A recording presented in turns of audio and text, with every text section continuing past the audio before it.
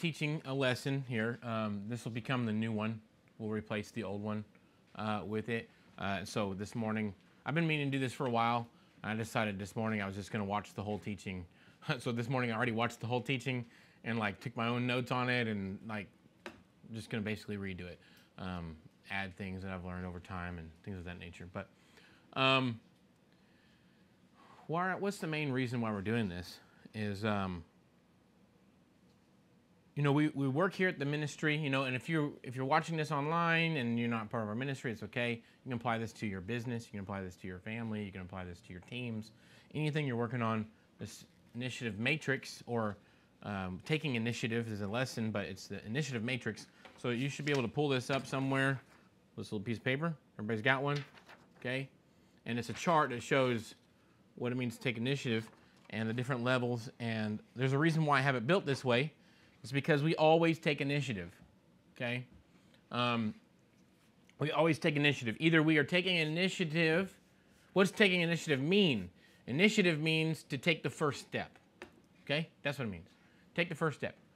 To take initiative means you're going to do something without somebody asking you to do it. To take initiative, you can write this down if you're taking notes. To take initiative is to do something without somebody asking you to do it first.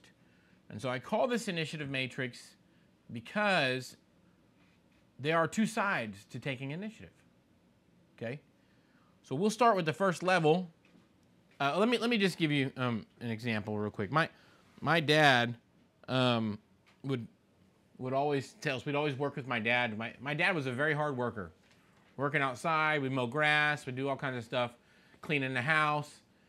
And my dad would tell me, you know, I shouldn't have to tell you to do this. You already know, right? So how many times have you guys ever thought of a problem that needed to be solved, right? And then you made a decision. Either you're going to do it or you're going to find a reason not to do it, right? Make sense? So the initiative part is the action you decide to take, okay? So there's two sides to it, okay? My dad would say things like, hey, there would come a point where my dad would get frustrated because we wake up in the morning, we get ready to go to school, and then we're all getting in the car, and he'd say, hey, did you unload the dishwasher? And we'd say, no, you didn't tell us to. And my dad would say, I shouldn't have to tell you. This is the same thing every morning, right? When you wake up, you know you're supposed to unload the dishwasher, period. End of story. I should never ask you again. It should be done. At this point now, it's sin because you knew what to do and you didn't do it. Make sense? So initiative is whenever I have self-discipline to do something, okay? All right, so initiative matrix, though, we're going to talk about the two sides of initiative. There's a self-serving side of initiative, and then there's a serving others side of initiative, okay? So level one, we're going to talk about level one here. When we talk about the self-serving side of initiative, these are people who avoid pain. These are people who avoid work. They're the ones who pursue pleasure, right? For instance, if I really like some candy, right? And I went and bought some candy, and I don't want anybody else to know I have that candy, what am I going to do? Probably going to hide the candy, right? So I took an action that was initiative, self-preserving, self-pleasure, right? And I went and hid it so other people couldn't have it. Does that make sense? That's a form of initiative, right? It was a problem I perceived that other people might want my candy, so I hid it. Does that make sense? It's not really thinking about others. It's not really teamwork. It's really self-preservation. So we do the same thing, right? I want to buy the new Harry Potter book. So we're going to go out, or the new iPhone, or whatever, right? And so the people will go stand in line all night long, spend the night on the sidewalk, so they wake up early and get the book, or get the iPhone, right? So that's in a level of initiative too. And we think they're crazy, but it's really self-seeking. They want something for their own pleasure, right? So they're doing something to gain something. That makes sense? It's a very low level of initiative. Make sense? Avoidance of pain or work, right? We take initiative all the time to avoid work. Can y'all think of an example of how we've avoided work?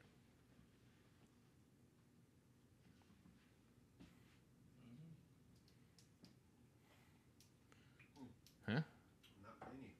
Not cleaning? Or hoping someone else will? Asking somebody else to do it. Asking someone else to do it for you instead of you doing it yourself? Right? So my brother, here's an example of my brother and I. We would, to avoid work, we would avoid all kinds of work, okay? Like, didn't even want to put up food, right? So we would, here's what we would do. Here's the initiative you would take. You would get food, right? And you don't want to put it up. It's so lazy, okay? The Bible literally says, for the sluggard won't even lift his fork up to feed himself, right? So there's parts in our own laziness that we'll do. Secretly in our mind, our motive is this. I'm going to get some food, and I don't want to put it up. So I'll ask my friend, hey, do you want any of this? I'll leave it out for you. Think about that for a minute. Has anyone ever had that selfish thought of, I don't want to put the food away, so I'm going to ask somebody else if they want any, so I don't have to put the food away? Everybody here cracked a smile. Because we've done it, right? Oh, I don't want to do this, right? It's very, very low level of initiative, but it's true. We do it all the time. Try to avoid work somehow, okay? So,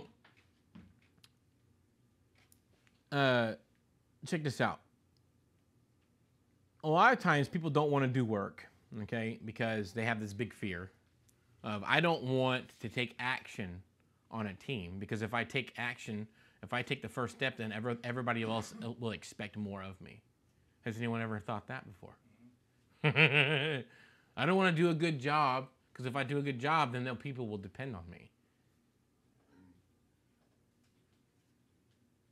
Right? Now, there's different levels of that. Sometimes it's just one menial task. Sometimes it's in leadership itself, right? I had one guy, I went down there to 7-Eleven, and I was like, I don't remember what happened, but the employee there said to me, oh, I gave up on this store a long time ago. I'm like, gave up on this store? What do you mean? He didn't want to do any work. I said, you know, your stuff's out or whatever. I don't remember what it was. He goes, I don't really care. So the employee told me this. He didn't care. I'm thinking, golly, if I was your employer, I would fire you today, right? And I'm like, why? Why did you give up on it? Well, my manager doesn't care. I'm like, wait a minute. What does that have to do with anything? I told him, as long as you have the attitude, you're always going to stay at the bottom. He's like, I don't want to move to the top. What the crap? Why are you complaining about things at your job when you don't want to do anything to make it better? Right? It's like, why are you even here? Well, I'm trying to get transferred to another store. Do you think things are going to change when you move from this store to the next store? Because guess what? You're going there too. The problem's you, not your boss, right? And he's like, well, you know, I just really don't care about this job. Like, why do you come to work then? Well, I need a job. Why do you need a job? Well, I don't really need a job. Do you have anything you pay for? Yeah, I got a truck. So what happens if you don't pay for your truck? I'm going to lose my truck. So do you not care about your job? Like, you know, your problem is you're not very grateful. That's the problem. If you were grateful for your job because of what it provides for you, because it puts food on your table and pays for your truck, then maybe you would take more ownership of the job, do a better job, get better customers coming in here, more sales, give yourself a raise, because as long as you lower your standard, the whole store falls apart, the whole place is going to fall apart, the whole place is going to stop getting customers because nobody wants to come shop here because that stupid guy working on the other side of the counter doesn't want to work hard, right? And then the whole place shuts down, people start getting fired, and they got to close the whole store down because one stupid employee didn't care about the store anymore. Then what happens to that guy's truck? Oh, well, now we care. Because you're going to lose your truck. You see what I'm saying? So what we realize is when we serve ourselves, we really hurt ourselves. Does that make sense? Am I making sense? All right. So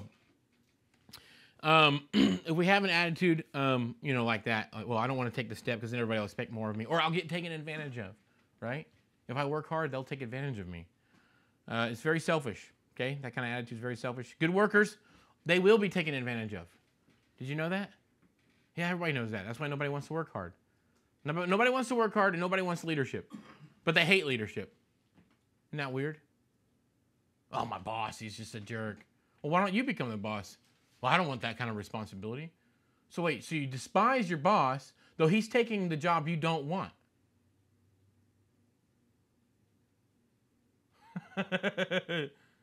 So who has it worse, the employee or the employer, the leader or the regular worker, right? Well, I got it worse. Well, you don't want the job that the leader has. You know what the truth is? You don't want to work. That's the truth. Right? So what happens is in our life, we got to figure out how am I going to add value to life. It's not really about what I'm taking. So as long as I'm taking, I'm always going to be miserable. Let me say it again. As long as we're taking in our mind and our heart, we're always going to be miserable. I've never met an employee that complained about their boss who was happy any other time in their life. They're just not happy. Make sense? They're just complainers. So not until you have gratitude, not until you're grateful, do you actually decide to do something for someone else. Okay? And only when you learn to serve others and add value to others will you ever get out of that misery. Am I making sense? If I only serve myself, though, golly, they're putting me to work. Well, I got to work long hours. Whatever attitude we have, okay? We're always going to be miserable.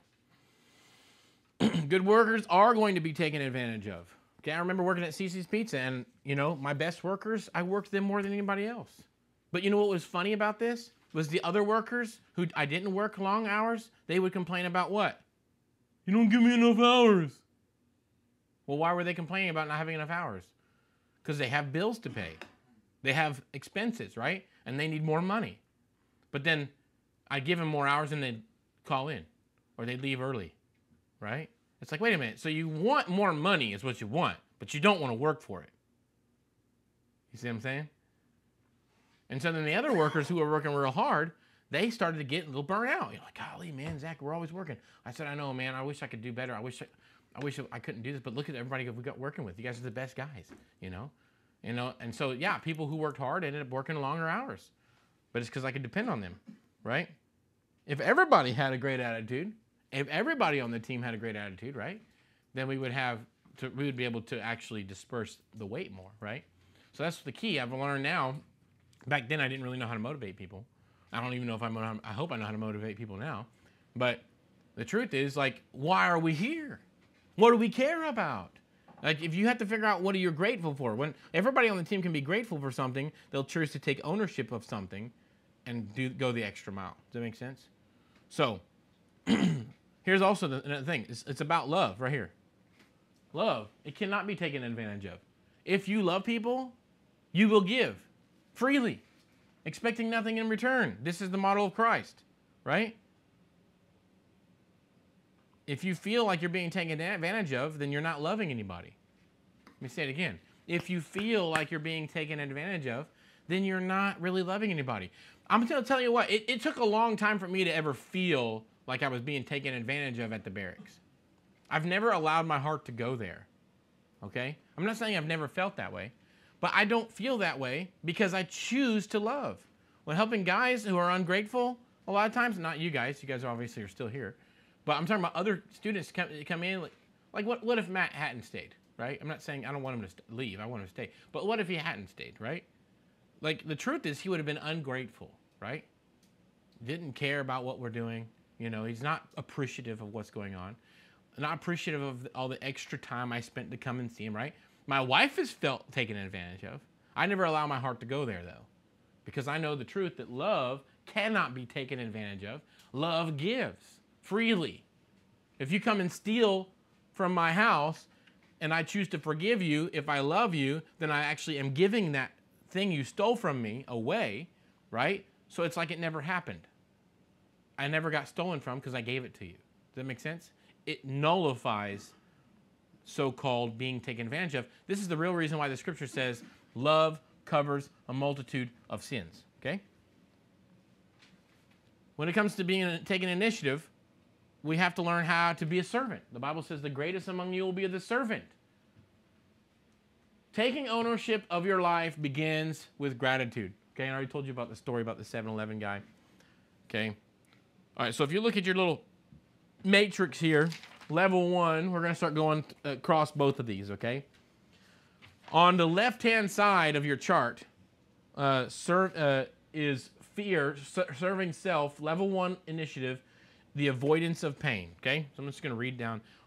You take the first step, right, towards serving self, okay? So you still take an initiative, you just take an initiative to from a selfish standpoint. Avoidance of pain or work. You hear the boss coming, and so you stand up and walk out of the room so you're not there whenever he wants to ask somebody to do something. Something. That's the kind of initiative people take when they want to avoid pain. Pursuing pleasure. You call into work, play video games all day long. Right? I'm sick, but you're not really sick. You know, you're going to play around. Right? A person on this side will worship self instead of God, right? What does that mean? Like they have double-mindedness. Right? We talk about having the willpower to do stuff, right? I want to wake up early and spend time with Jesus, but I really want to stay up and play video games. So these two wills conflict each other. I'm not picking on you necessarily. I'm just telling the truth, right? But we want to worship God, but the truth is we want to worship self. So we stay up and play video games and entertain ourselves, right? And we don't wake up early. We watch Pure Flix till 11 o'clock at night instead of going to bed at 9:30. And then we want to know why we're still sleepy in the morning, right? Why can't I pray and read my Bible? And I'm falling asleep when I read my Bible. I'm not mean. Right? Make sense? So it doesn't matter. We can steal anything that would pursue pleasure. Make sense? We don't know how to kill our flesh when we're on this side. We piddle fart around. I misspelled that. We piddle fart around. Waste some time before asking what's next. Okay? All right?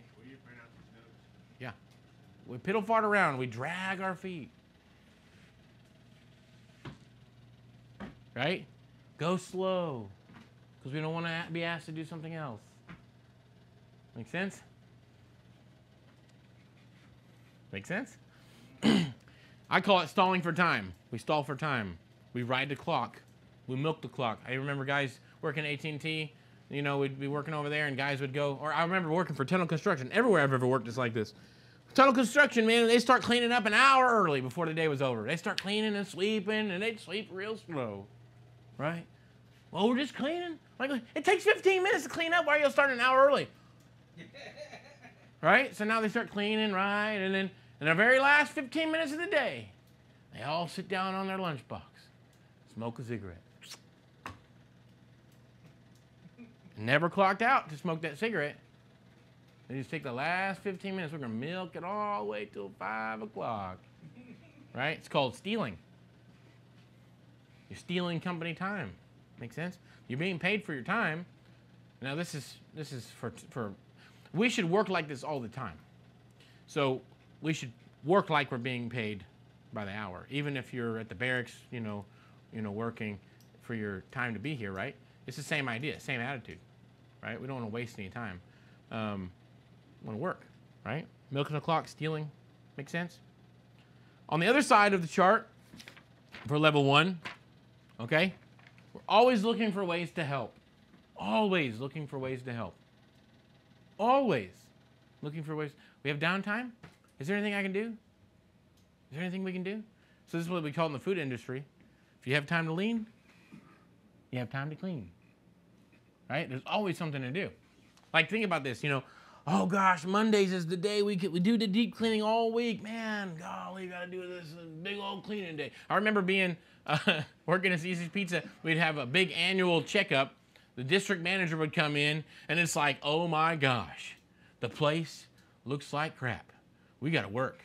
And so we would work until 3 a.m. every day for a week, cleaning, deep cleaning, getting every crook and cranny clean, getting cheese out of the cracks of the countertops, and oh my gosh, right? We would pour acid on the floor to eat up everything that was on the floor because it was just nasty, right?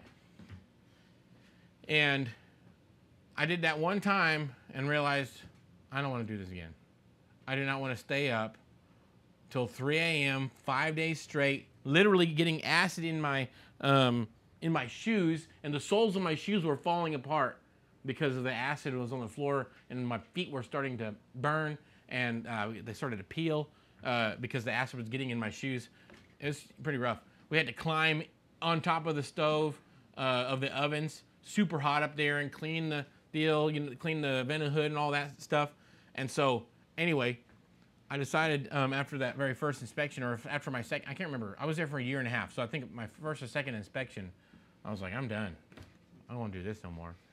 And so I created something called weekly zone cleanings. And every week, I would require the employees to do a deep clean of something, okay? Like, once a year, we'd pick up those seats, those seats where the cushions and stuff, you pick it up there, and dude, oh my gosh, there's like sausage under there, and cheese, and Parmesan, and if you're lucky, a bunch of cockroaches, like this, scattered, because they're all up in there eating that food. That place is shut down now, so, I mean, it's a different place now. But I'm telling you these things, like, I remember the first time I ever had to do a deep clean, I was like, oh my gosh, this place is so nasty. So nasty. And I realized that I don't know if I was the manager at the time, I had just become the manager. So after I became the manager, I created something called weekly zone cleanings. And so every week, the busters had to pull those chairs out and clean up under there. Every week. We would do the normal wipe down and all that, all the stuff you can see. If I stand at the door, what can I see and what does it look good? That's pretty much what you did every day. Make sure it looked good. And then you would come through and look at the counters and make sure there's nothing nasty that you're cooking on. But there's always the stuff you couldn't see. And that was the stuff that would invite pests and stuff like that. So we had to get in there and really clean. So once a week, man, we would do that. I would have them do these super cleans. It would take them 30 minutes to do 15 minutes to 30 minutes to do one big job. But you know what? Whenever it came down to the yearly checkup, we didn't stay till 3 a.m. every morning because everything had been done all year long. Make sense? And it was clean. It was actually the way it was supposed to be done. They told me you passed barely. I was the first one to pass inspection in 3 years. They said, well, you barely passed. You had an 87. You have to have an 85. That's because we were working until 3 a.m. every morning, but I passed. I was the first one to pass. So, anyway, what was I talking about? Always look for ways to help. Intentionally be a blessing. Do you know what to do? Simply ask. All right, anyway, love, self-sacrifice. So this is level 1, right? We always look for ways to help. We intentionally be a blessing, right? If you don't know what to do, you simply ask. This is what my dad used to teach me as a kid. Hey, when you're done doing that task, come see me. Come ask me. And so I would have to go do a job, and I would always get in trouble because I'd finish a job, and then I want to go play, or I'd drag my feet. But I knew my dad was going to want me to do something else, so I didn't want to go talk to him. Right? So I'd avoid work. But he'd try to train me. When you're done, you come see me. When you're done, come see me. And my dad understood that I was a kid. I was immature, that I wasn't going to know what to do.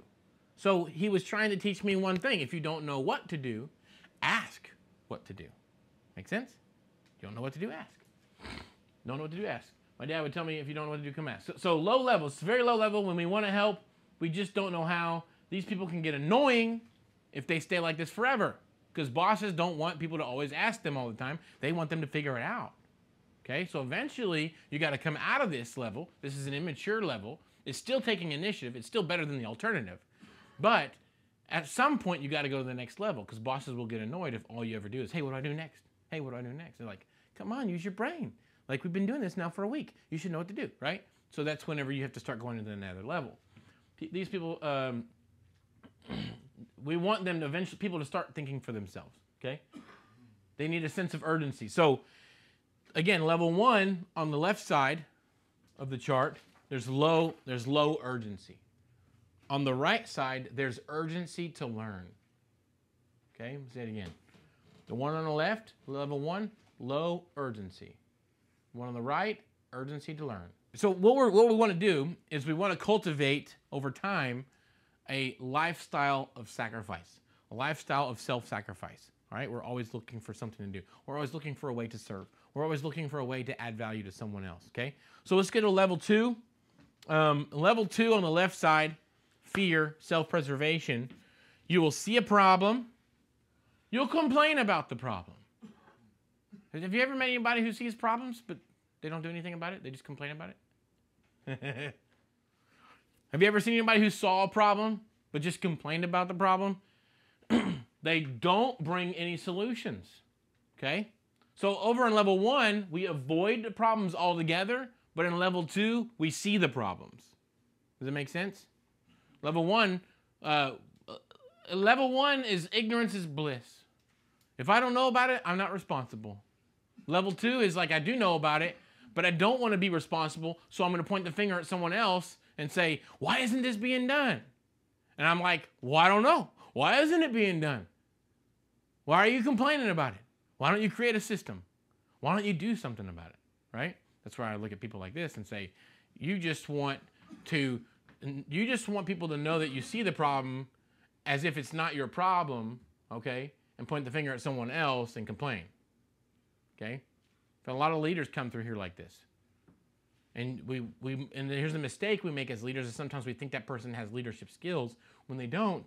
They have problem-seeing skills, but they don't have leadership skills. Because a leader will, first of all, lead by example, go fix the problem themselves, and then ask others to come along with them and build a team around it. Does that make sense? Around the vision. Level 1, we avoid it, right, altogether. But in level 2, though, we might even dump the problems on others. Okay, so there's a difference between delegation and dumping. Delegate means that I give you responsibility. I'm empowering you to make decisions. I'm empowering you to do it. But dumping means I don't want to do it, so I avoid responsibility, and I'm going to dump it on someone else. Okay?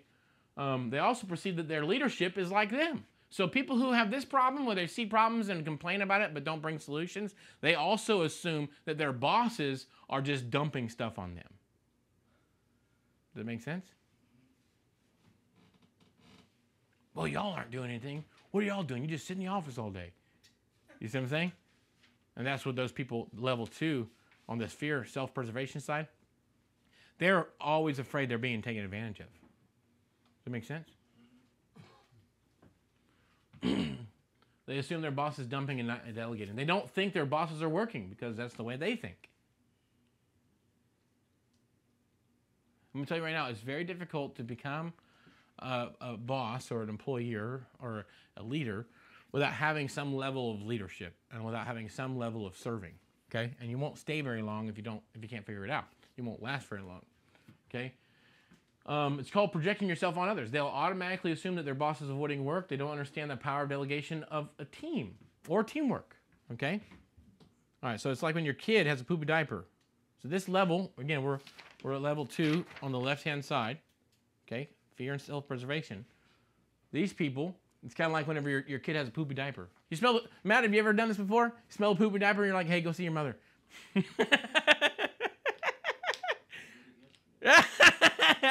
Right? Why? Because you're avoiding the response. You see a problem. You know the child needs to be changed. You're hoping that someone else will take responsibility. So you go, hey, go see your mother. And you're hoping that she'll smell it and that she'll change it. It's wrong. It's wrong. I had to make a covenant with my wife later on in our marriage. I said, okay, let's make a deal. Let's just make a private pact between us and God. If you smell the poopy diaper, you will change it. If I smell the poopy diaper, I will change it. I will not try to pawn the kid off or say, hey, will you change the diaper? No, if I smell it, I'm going to change it. If you smell it, you change it. Right? And that has gone like that's helped us a lot.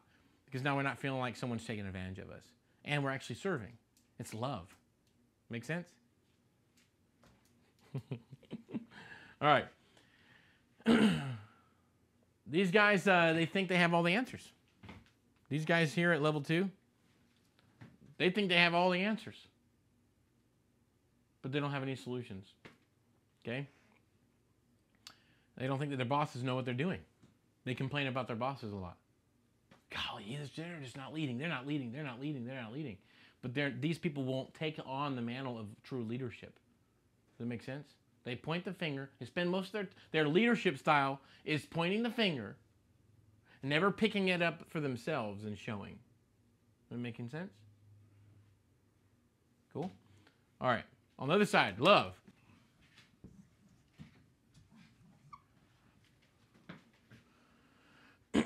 All right. So on the right-hand side of the matrix here, level 2, they see a problem, right? These people ask about the problem. They go to their leadership and they say, hey, I see this problem. How can I help you solve this problem? You see what I'm saying? They're not accusatory. They're taking responsibility. Does that make sense? I see a problem. How can I help you solve this problem? They seek wisdom because they want to please, okay? They want to please their leadership, but they also are slower paced. They're not moving so fast trying to like dominate or nothing. They don't promote themselves. They're waiting for promotion. They're waiting for the promotion. Does that make sense? They're not taking over. Okay, there's a balance here, right? How do we take initiative without taking over? You mentioned something earlier I want to add into the story here, about like taking an initiative. No one asked me to call the court today for one of the students. I could have just said, oh, that's not my problem and let it go or whatever. But when you love people to take initiative, you literally take on responsibility that's not your own. That is love and initiative. That is true leadership. When you start to do things without anybody asking you, you're looking for issues that you can help solve. You're looking for ways to carry other people's burdens. You see what I'm saying? You see someone carrying something, oh, let me grab that for you. That is initiative. That is leadership, okay? So again, I might have already said this, but I'm going to say it again. Whenever we get to the level 2 of the love side of the matrix, we see a problem, we ask about the problem, we're seeking wisdom because we want to please our leadership. This is important because at this stage in our life, in our journey, we might not have all the answers. We probably don't. We're trying to learn. Make sense? On the left-hand side of the matrix, these people think they do have all the answers. That's why they're seeing problems and complaining.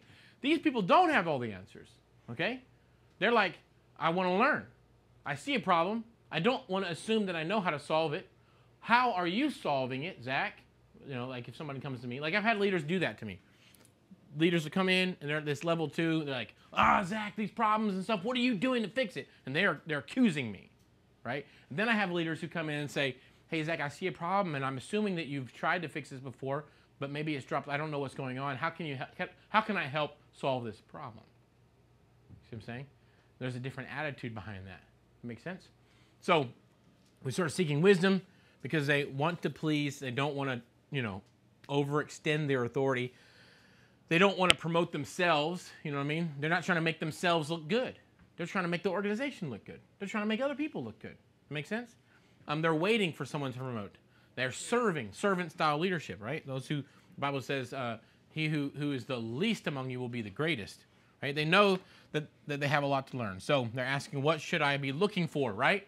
So someone on this side of the initiative matrix, level 2, they're asking to learn your thoughts as a leader. They're going to go to the leader and ask, what are you thinking about? Like, how do you process this thing, right? They're trying to get into the head of their boss. They want to learn what that person's thinking so that they can think like them too. Does that make sense? Powerful stuff. Why? Because if you start to learn how to think like your leader, then you can start to anticipate the moves of your leader. And then you can make educated decisions in the future. So, for instance, when I was working in construction or whatever, helping my dad, I learned that there's a couple different levels of a hand. You got a hand who works for you, someone who, like, where is he at? Where'd you go, man? Get back over here. I need your help, right? I'm up on the ladder, and then he just disappeared. What the heck? Like, I'm trying to get a job done. And so I would tell people, look, if you want to be a good hand, you need to be right next to me. Don't leave my side. I'm going to be on the ladder. I'm going to turn around and say, can you grab me that hammer, right? Hey, can you grab me that saw? Hey, can you grab me some nails? Hey, can you bring me the nail gun, right? Whatever. Hey, can you bring me the level? Hey, I need that speed square, right? So, hey, can you give me the pencil? Or can you help me sharpen this pencil while I get this other one, right? So the hand is always at your side, waiting, always waiting to be given instructions. Then that hand goes to another level, when he's been trained and has some skills and he can measure with a measuring tape and he can cut the board for you, or he knows what you're about to ask, so he goes and grabs it. And so when I'm turning around to ask for the level, oh, he already brought me the level. You see what I'm saying? He's anticipating your every move. That's where level 2 gets in. They start to anticipate your moves, but they're learning. Or, I'm sorry, that goes into more like level 3. But in level 2 and level 3, in level 2, he's learning. What can I get you? Hey, I'm always there. I'm always there. I'm always there. Level 1, he's disappearing. Level 2, he's right at your side. Level 3, which we're about to get to, he's anticipating your moves. You see what I'm saying? I know what your need, because you've already trained me. I've already been walking with you long enough. I know what you're going to expect from me. Does that make sense? The left side of the chart is more violent about their leadership and more fearful of losing it. So when we get down to this, in this matrix here, on the left-hand side, as we go further on, these people are more violent. They're more aggressive about their influence. They want people to respect them. They're more aggressive about it. These people over here, they're much more humble. They're waiting to have earned it. Make sense? Powerful stuff. Also on the left-hand side, in level 2, they'd say, well, if I was in charge, that wouldn't get done. But then you try to give them the job. Well, I don't want that responsibility. Make sense? All right. Level 3.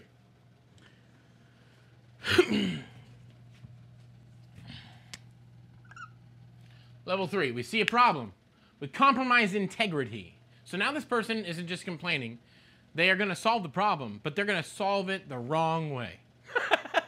Right? They're going to cut corners. Right?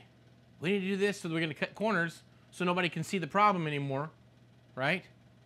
But because I compromise integrity, what I'm actually doing will fail eventually. Make sense? Because I cut corners. Am I making sense there? They compromise integrity. They compromise love. They compromise integrity. They compromise love. They compromise humility in order to solve the problem. They bulldoze sometimes to get things done. They're all about microwave solutions. They're not willing to wait. Okay, they want it done now so they don't have to work. You see what I'm saying? They want to quickly get through it and rush through and not check all the boxes and double check their work. These people will count money one time. These people will count money one time by themselves and look at someone and say, hey, will you just go ahead and sign here? They don't expect the other person to count and double check their work. See what I'm saying? We want to get away from that. We want to have checks and balances. We want someone to double check our work. We don't want to be this person cuts corners. We want to be excellent. We want someone to come check our work. This person hates it when people come and hold them accountable. They don't want to be found out. Am I making sense? They don't want to be found out like, oh, well, you didn't do your job right. They don't want to know that. They don't want to know that they did their job wrong. Make sense? They don't want to know that their job wasn't meeting expectations. Okay? They expect their employer to take advantage of them. They vow that they will never be taken advantage of again. They are insensitive to the needs of others and are not willing to go out of their way to help, especially if they risk pain. Pain. These people may even own their own businesses. Okay, so I knew a guy who was a plumber. I also knew another guy who was a construction worker. They're just rude to everybody who's on their team, right? So they believe that no one can do the job as well as they can, okay?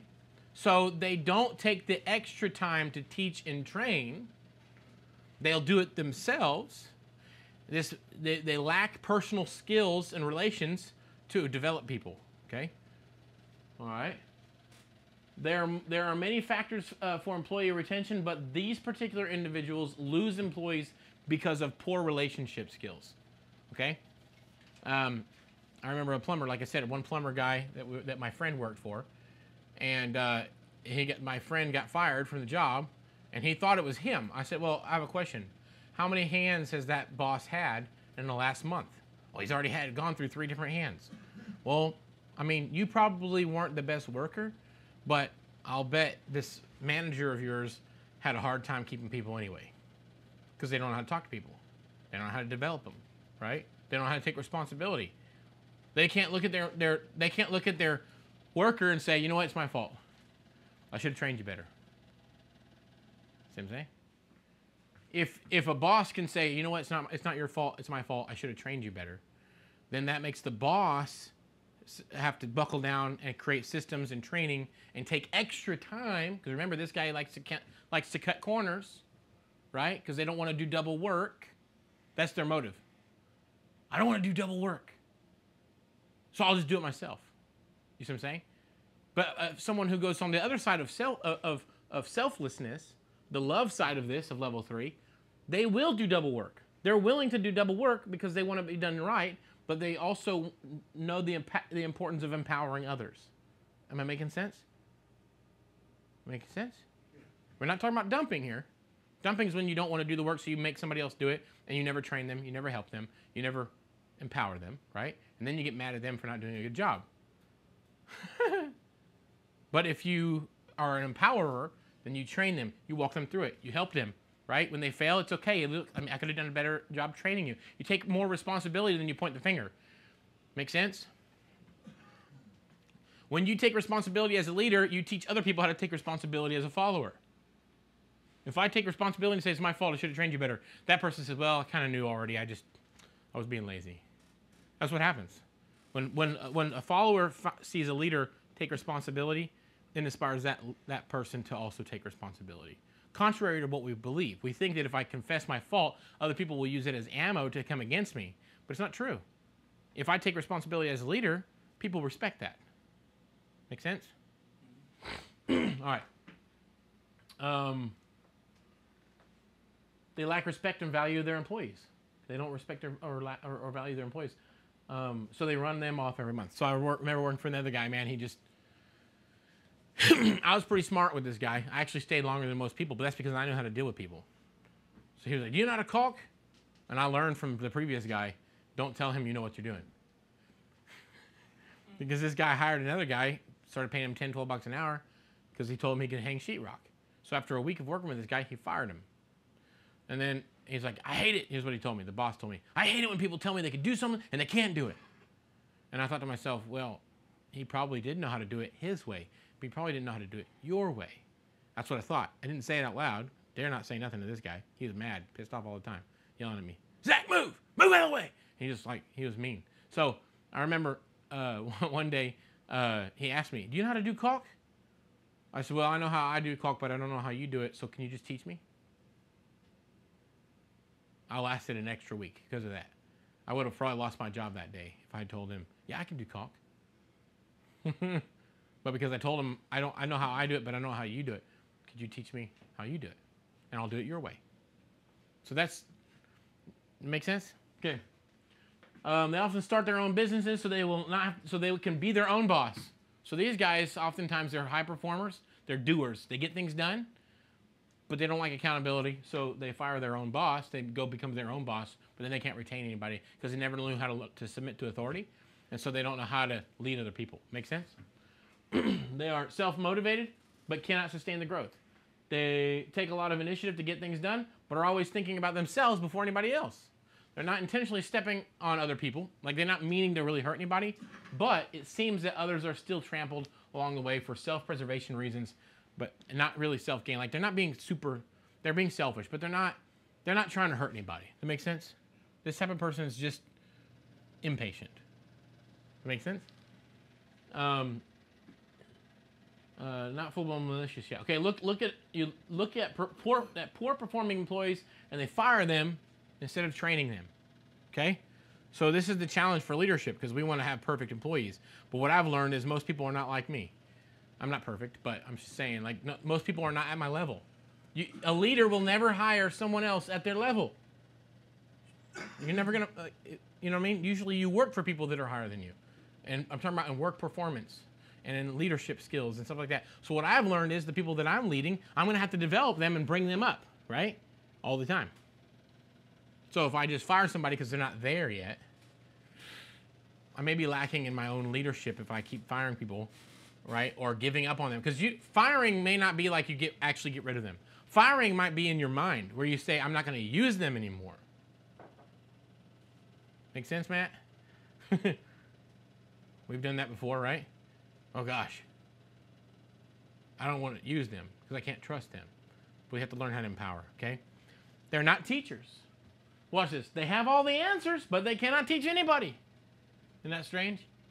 They got all the answers, but they can't teach anybody. That's because they weren't really humbling themselves and learning to become a true student. They're suspicious of their boss taking advantage of them, so they leave and talk about them behind their backs. Okay? Also, I want you to notice this. When we start talking about these things, these are kind of like absolute, all-encompassing statements. Obviously, there's parts of each one of these levels and dynamics that you may find yourself to be in, but maybe not all of them are true for you, right? So what I've learned is sometimes we go back and forth, right? When stress comes. Like, I'm tired of dealing with people, and so then in this moment, just in this one moment or in this scenario, I'm acting like this guy, when that's not maybe my whole nature, right? I'm not always doing that, okay? All right, the love side of things. We see a problem. So this is level 3, okay? We're at level 3 on the initiative matrix, okay? Well, now we're on the right-hand side. This person sees a problem. They come up with one of the two solutions. They propose it to their leadership, okay? They're not arrogant, okay? They know that they're still learning. This person knows they're still learning. They don't just take over. They walk in humility with a servant's heart. They're ready to submit to authority and the authority's final decision. In other words, they keep on, at this point now, they're starting to take action, okay? But they're willing to learn, like if they make a mistake and their boss comes to them. The reason why I brought this whole thing up a long time ago, okay, when I started teaching this, the reason why I even invented this teaching was because one day I had an employee working for me. I had 2 employees working for me that were struggling with taking initiative, okay? They never did anything without me asking them to, okay? And I was like, man, how can I go take our team to another level, okay? And every time I corrected them about something, they got offended. So I thought, how am I gonna break through this, right? And so one time, this guy was supposed to show up and bring another student down to. We were building a duck blind. So there's only 2 students in the program at the time, I guess. Okay, this guy comes down. He drops off one of the students, and he was supposed to be there at 7 o'clock that morning. Okay, I told him you're gonna be here at 7 o'clock this morning. We're gonna do teaching, okay, and then we're gonna get to work.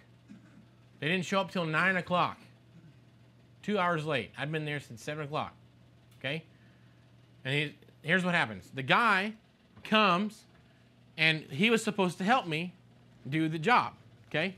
But he was planning on taking a trip to Fort Worth to go see his kids for a pass or something like that, okay? So he showed up 2 hours late, because I told him to show up at 7, we're going to do teaching, and then you're going to help me work, and then you can leave at 12 noon, is what I told him, okay? So he showed up 2 hours late with a coffee in hand, and with a button-up shirt, nice pants, and polished shoes. And I was like, what are you doing? You're 2 hours late. Where'd you get that coffee from? Because I can't have money. Oh, we went down to the gas station to just donate it to us. Sure, right? And then he showed up 2 hours late, dressed as if he was going to a business meeting, not like he was coming to work. I said, you come dressed like you wouldn't even plan on working. Here's what he showed up. Well, we're here, Zach. We're ready for the teaching. I mean, the teaching ended an hour ago. Done. I said, you're going to come here. You obviously didn't come here. Just get out of here. I got mad at him. Just get out of here. Just leave. I don't want to see you. Go away. And so I took the other student, and then we started working. And that guy drove off. And I started praying. I was like, God, what do I do? Like, how do I teach this? What's the issue here?